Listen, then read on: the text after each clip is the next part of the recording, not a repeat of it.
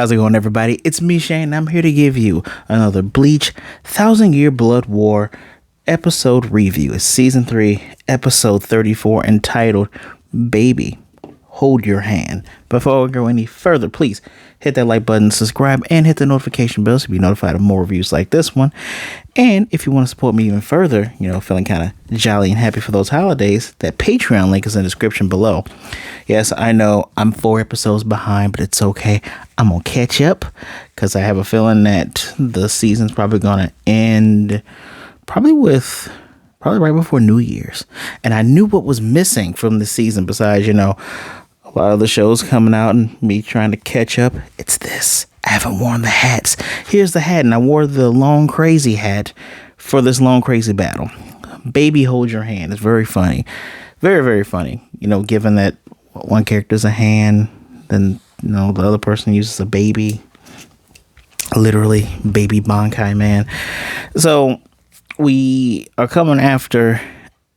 I'm only a minute in. I can't curse, but only a minute in after Punk Uryu beat up Renji, justice for Renji. And so we have Mayuri'a and Kenpachi Zaraki. I always want to just call him Kenpachi, but Kenpachi Zaraki, and they're running forward and they're kind of paying attention to it and they're bantering. And actually, the highlight of this episode is the banter between Mayuri'a and Kenpachi, and Mayuri'a and Perdina Parnkgjas. Who is Perdina Parnkgjas? I swear to God, he made these names up just on the damn fly. That is, remember the Stern Ritter who doesn't talk and he looks like a Tonberry or an Ewok. Tonberry and Ewok mixed together because you don't know what the hell his power is because he hurt your Reaching Man arms twist around and stuff. That's Perdina Parnkgjas. I'm just gonna say Perdina from now on. And the major battle I can't really call Kenpachi. I say Kenpachi and Mayuri'a versus Perdina, but it's mostly Mayuri'a, right? My notes are all over the place here. I want to talk a little bit more about this banter, right? Because when Kenpachi sees Perdina, he's just like, well, what is that? And I love that Mayuri'a, aka Frieza, it's just like, are you asking me or are you asking yourself? Because only a fool would ask someone what is something that they've never seen before. And Kenpachi's like, are you like, I can't tell if you're like actually asking me a question or if you're trying to start a fight. I just love Mayuri'a's like, which one do you think it is? Just the interactions between fan favorites, because I was indeed a fan. I think when I saw Byakuya treat the hell out of Ichigo, that's when he became my favorite, one of my favorite. After seeing Zenbone Sakura, favorite. But Mayuri'a, I seem to gravitate towards weird characters / doctor characters. So Urahara, is in my top 5 for Bleach. And Mayuri'a is so weird and so funny. I just can't believe it took me. I know why it took me this long to realize he's Frieza, because I didn't watch Dragon Ball Z subbed. So, yeah. I digress. Just the banter between those two. Even Mayuri'a, when he had to stab Kenpachi so he wouldn't essentially die, and had to paralyze him. More on that in a second. And he says, oh, don't look at me like that, Furious. I did it for your own good. And Kenpachi eye moved to look at him. He's like, oh, you can move your eye. Dang, that means I really need to improve on Ashikojiji.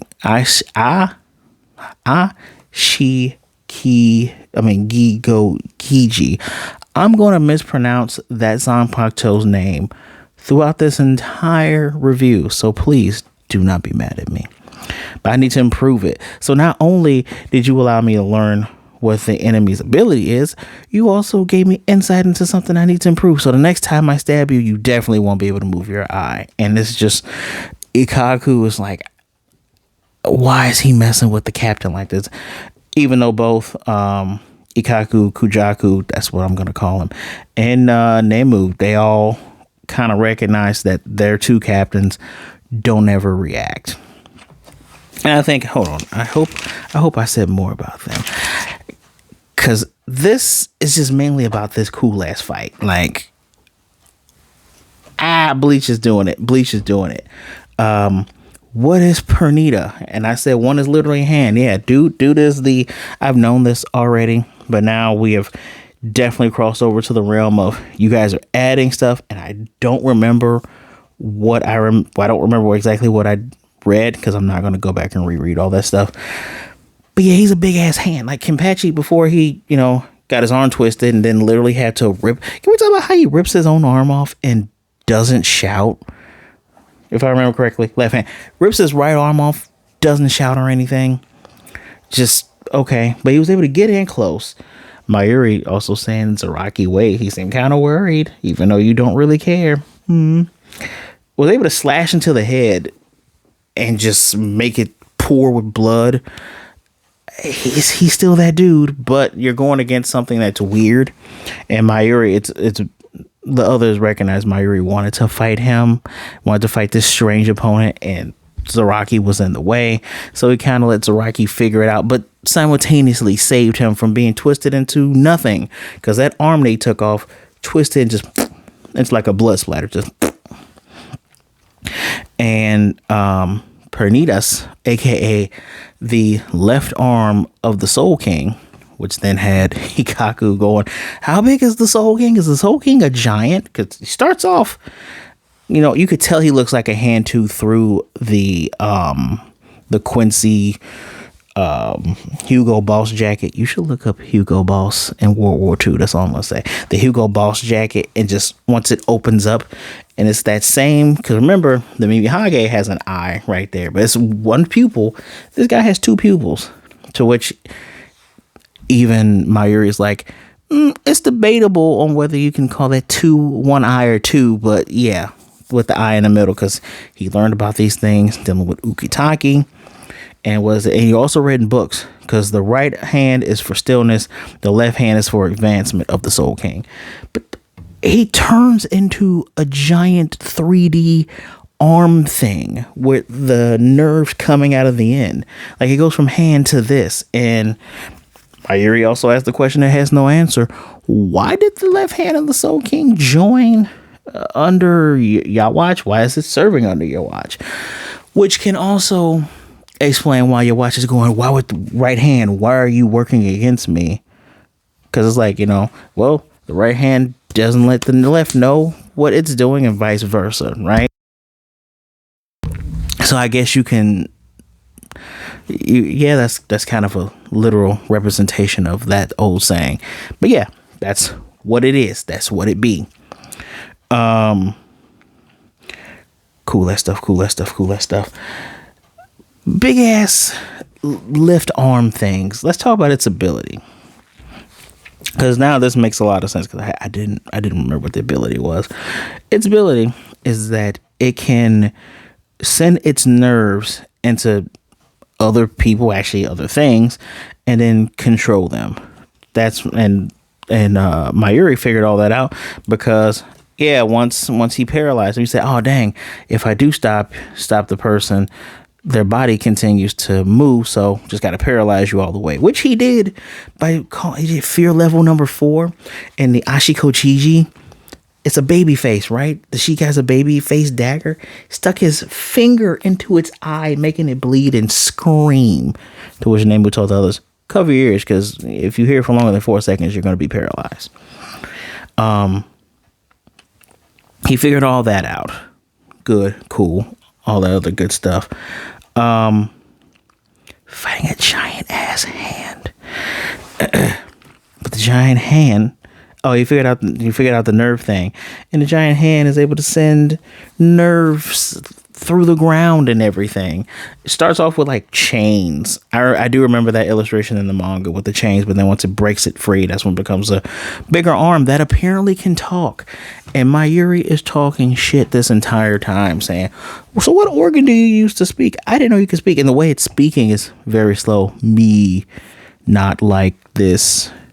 You insult me, you are enemy. And Mayuri's like, What if I am insulting you? Like, it's really cold. It says me not called Han. His name is Perdina Parnkgjas. And he says it. Mayuri's like, I discovered you. Technically, I get to name you. But you know what? Since this is a request, I'll let you make your name. But I spell it however I want to. Just the confidence. He's super, super overconfident. Which is that's Mayuri. That's Mayuri in a nutshell. But Nemu has, when Kujaku was saying, our captains haven't changed at all, especially Mayuri. She's like, I hope so. I hope that remains the case. And her eyes kind of twitch a little bit. He's like, what do you mean? She says, exactly what I said. Nothing. I mean exactly what I said. To which she's hoping that he doesn't need her. Because early on in the episode, she, when she was weighing in on the whole thing, they're like, yeah, I'm kind of surprised you weighed in on this because you don't normally say anything. I'm commanded to remain still. So I remain still. Even when Mayuri was asking her opinion when Kenpachi was going at Perdina, he's like, do you have anything to add, Nemu? Nope, not at all, Master Mario. But damn, y'all, this battle was good. We find out. Let's talk about some more of this thing's abilities, because I said it can take over organic and inorganic, right? Inorganic, we see it take over the ground to make, stone hands, take over the clock towers as Mayuri's using his biotic commando super arm to move around, trying to get does get a little hand squish on him, very reminiscent of Ichibe. A lot of hands in this season here, but does a little hand thing. He's able to take over things. I also find out, because Mayuri, and I didn't write this in my notes, he has some of the weirdest stuff, y'all. Like, he was shielding himself from the tendril nerve things with these shields that have faces that just like kind of remind me of the balloons that Shippo would turn into, with these weird faces. And I'm like, are these things getting hurt?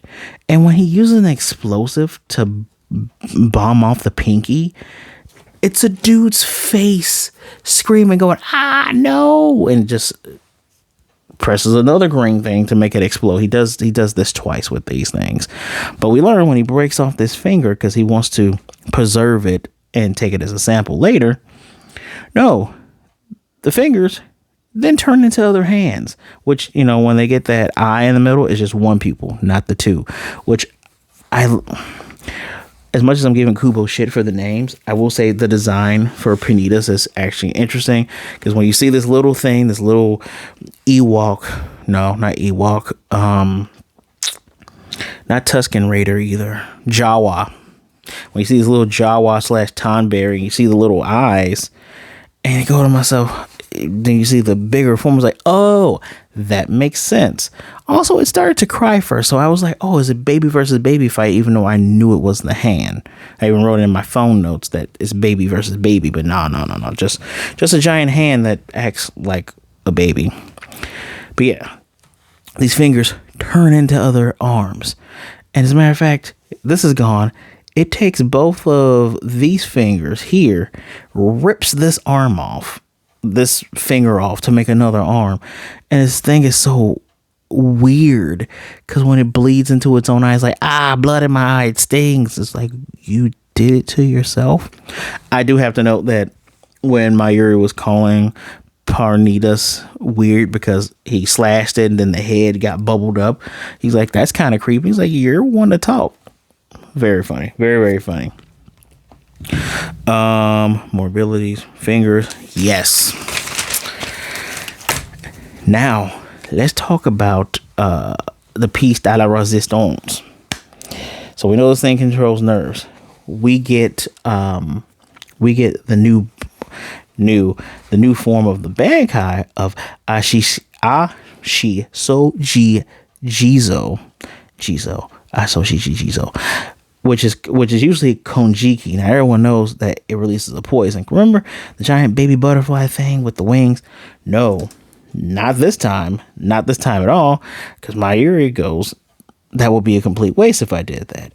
he has an alternate variant of his Bankai called Matai Fukin Shota. Oh, sorry. Konjiki Ashiki Joji Matai Fukin Shota. Don't know what that translates into. And initially, I thought the thing came out as a fetus. If you know biology, another fetus then turns into a baby, and he goes, "Oh, looks like you're ready. You're due already." Because the thing forms into what I thought was a Buddha. No, it's a giant pregnant person, lady thing with the where the belly is right there, and just a golden baby pops out. That's the golden form I remember. The golden baby pops out. And before I go even further into this Bankai, let's talk a little bit more about Mayuri's skills, right? He has because the cut-in tells us about the Hirin Kyaku, which he copied from the Uryus, both Soken and I can't Ishida. Copy both of that because it's the little platforms. Because Mayuri has weird shoes. I thought he had like bug feet, but he's able to copy things so he doesn't land on the ground. Remember that light drip he had on looked like he's going to the VMAs or something? That was indeed an armor. So when he got the clap, it caused an explosion. Already told you about the arm. Already told you about the weird faces stuff.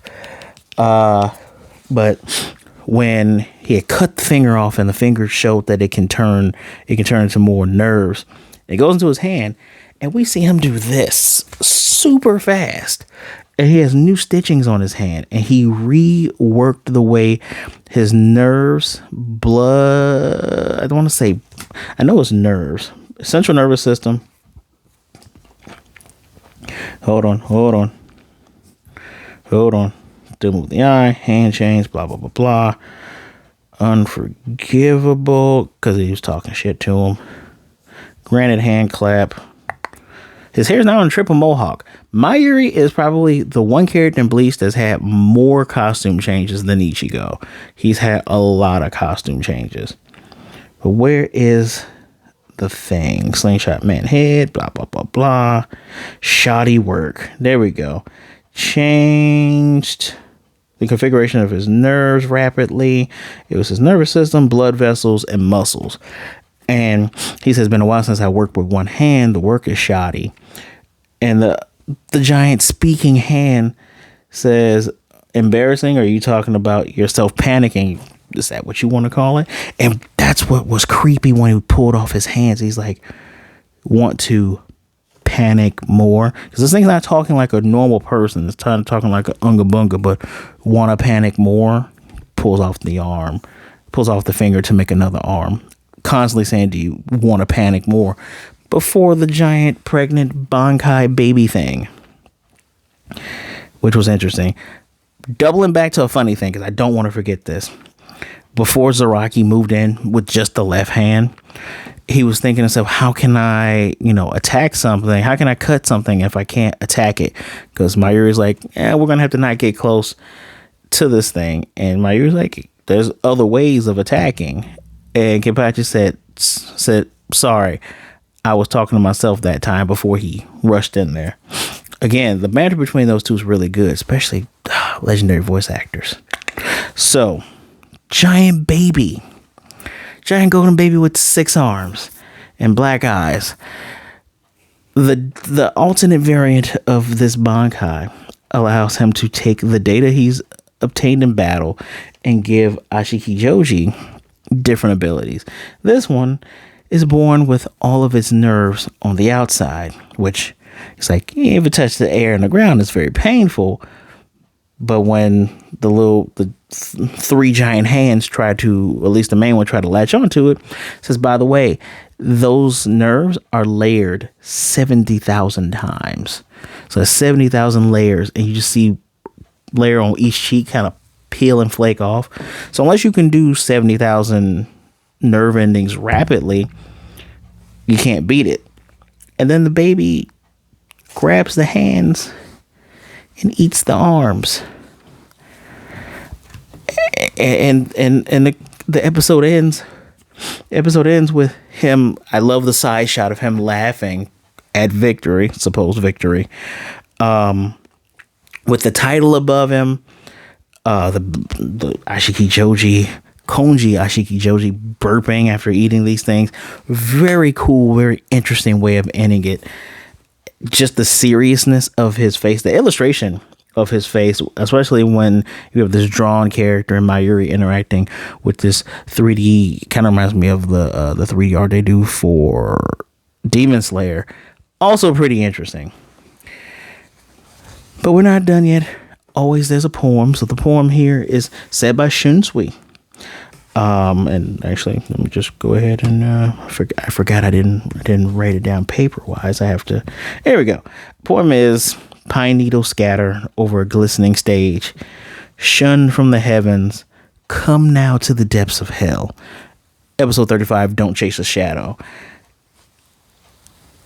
I really, really like how this episode ended, and it's pretty. It's a different ending than what this entire season's been, right? A little bit more hopeful, a little bit, yeah, we got this, and no one's being hurt, which should put you on edge because this entire war they have been on the back foot. So yeah, fun, good episode, instant 5 out of 5. I don't even know if I can call this a bias or not, but Mayuri is a fan favorite, but especially one of my favorites. But this was really good. Seeing the way he battles. Remember, this is a group of characters where everyone has a different sword, katana, zanbakuto, whichever you want to call it. So each of them battles differently. His battles coming from a scientific side is really fun. If I remember the last 2 official battles for him, his first battle was with Uryu, because he's a Quincy. He's like, ooh, I've never come across a Quincy before. Second one was against Zazaro Prolo, a fellow scientist in the Espada. That one was more brutal, though. That was a lot more brutal.